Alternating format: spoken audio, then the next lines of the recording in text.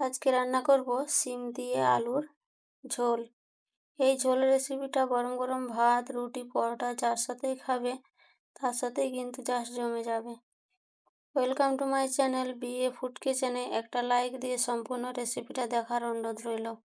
এখানে আমি কড়া বসিয়ে দিয়ে দিচ্ছি সরষের তেল। তেলটা হাই ফ্লেমে ভালো করে গরম করে কড়ার গায়ে এইভাবে লাগিয়ে নিতে হবে। তারপর দিয়ে দিচ্ছি আমি আগে থেকে কেটে রাখা শিমগুলো। শিমগুলোকে আমি ভেজে নেব প্রথমে, তার জন্য লবণ দিয়ে শিমগুলোকে ভেজে নিচ্ছি। শিমগুলো আমি গোটা গোটাই রেখেছি।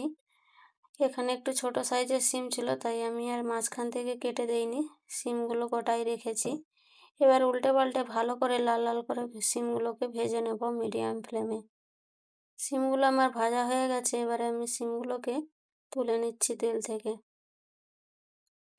এবারে ওই তেলের মধ্যেই আমি আরও কিছুটা পরিমাণ সরষের তেল দিয়ে দিলাম। তারপর দিয়ে দিচ্ছি এখানে হাফ চামচ চিনি, আর দিচ্ছি এখানে একটা তেজপাতা, আর দিয়ে দিচ্ছি এখানে হাফ চামচ পাঁচ ফোড়ন।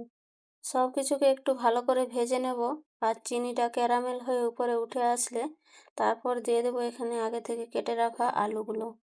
আলুগুলোকে একটু লম্বা লম্বা করে বড় সাইজ করে কেটে নিয়েছি।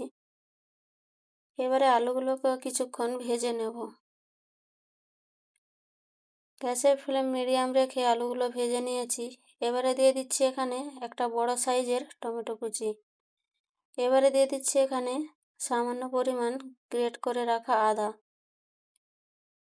এবারে সব কিছুকে আরও কিছুক্ষণ ভালো করে ভেজে নেব।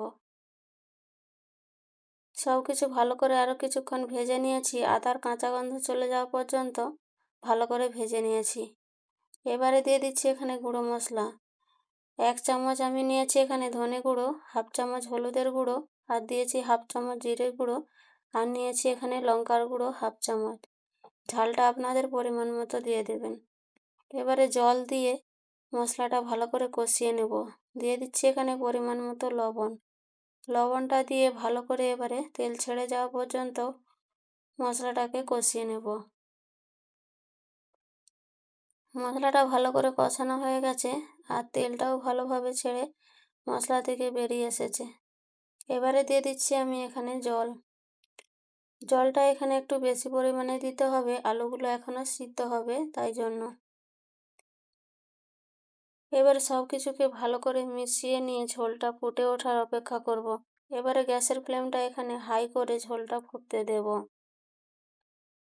ঝোলটা ফুটে উঠেছে, এবারে গ্যাসের ফ্লেমটা কমিয়ে এবারে আমি ঢাকা দিয়ে আলুগুলোকে 5 মিনিট মতো সিদ্ধ করে নেব। আলুগুলো আমার সিদ্ধ হয়ে গেছে। 5 মিনিট পর ঢাকাটা খুলে নিয়েছি। আলুগুলো ভালোভাবে সিদ্ধ হয়ে গেছে। এবারে আমি দিয়ে দেব আগে থেকে ভেজে রাখা শিমগুলো।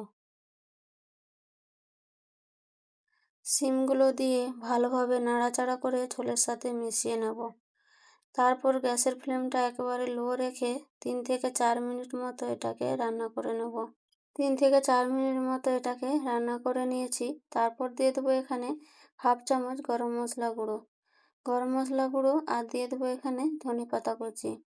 এবারে সব কিছুকে ভালো করে মিশিয়ে নেব। আরও কিছুক্ষণ এটাকে রান্না করে নেব। ঢাকা দিয়ে আমি আরও 2 থেকে 3 মিনিট মতো এটাকে রেখে দেবো। 2-3 মিনিট পর ঢাকাটা খুলে নিয়েছি। তো রান্নাটা আমার হয়ে গেছে। এবারে গ্যাসের ফ্লেমটা এখানে আমি বন্ধ করে দিয়েছি। এইভাবে যদি শিম রান্না করা হয় খেতে কিন্তু অনেক টেস্টি হয়। একবার এইভাবে আপনারাও বাড়িতে ট্রাই করতে পারেন। আজকে শিমের রেসিপি যদি ভালো লাগে তো লাইক, কমেন্ট, শেয়ার করে দেবেন। নতুন বন্ধু হয়ে থাকলে চ্যানেলটাকে সাবস্ক্রাইব করে আমার পাশে থাকবেন। শেষ পর্যন্ত দেখার জন্য অসংখ্য অসংখ্য ধন্যবাদ।